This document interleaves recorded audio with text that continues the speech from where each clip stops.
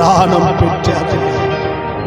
యెరూషలేము పురవీధులలో ఈడ్చబడ్డారు, ఉమ్మి వేయించుకున్నారు, కొడాదెబ్బలు తిన్నారు, వస్త్రహీనుడైపోయారు, మీ 3 మేకుల మధ్యలో వేలాడారు. తండ్రి మీ పాదములకు స్తోత్రం.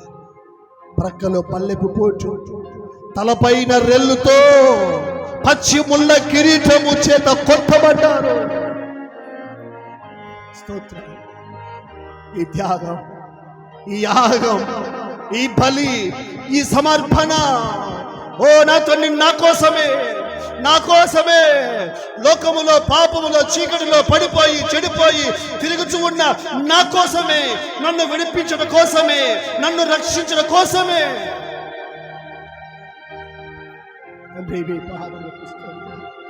యుక్తకాలము భక్తిహీనులమైన మా కోసం ప్రాణం పెట్టిన తండ్రి, ఈ పాదములకు స్తోత్రాలు. నా ప్రభా, ఇంత ప్రాణత్యాగం ఎవరు చేయగలరు తండ్రి? కన్నవారా, బంధువుల, స్నేహితుల, ఇరుగు పొరుగు వారా, ఏ ఒక్కరు చేయలేరు తండ్రి. నీ ఒక్కడవే ప్రాణత్యాగం చేయవాడవు.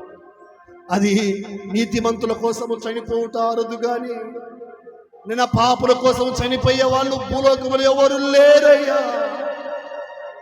నా కోసం చనిపోయా, ప్రాణం పెట్టా తండ్రి. మీ పాదములకు స్తోత్రాలు, వందనాలు చెల్లించుకుంటాను.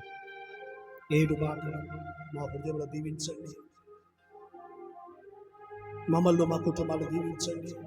నీ చిత్తమైతే, నీ రాకడ ఆలస్యమైతే, మా మరణాలు దూరమైతే మరలా ఈ రీతిగా మేమందరం కలిసి ధ్యానం చేయడానికి సహాయం చేయండి తండ్రి. మీ పాదములకు స్తోత్రాలు, వందనాలు చెల్లించుకుంటూ ఈ దినమున ప్రభా, నీ చావు మాకు నాయన గొప్ప విడుదల, విమోచన, రక్షణ మాకు దొరికింది తండ్రి.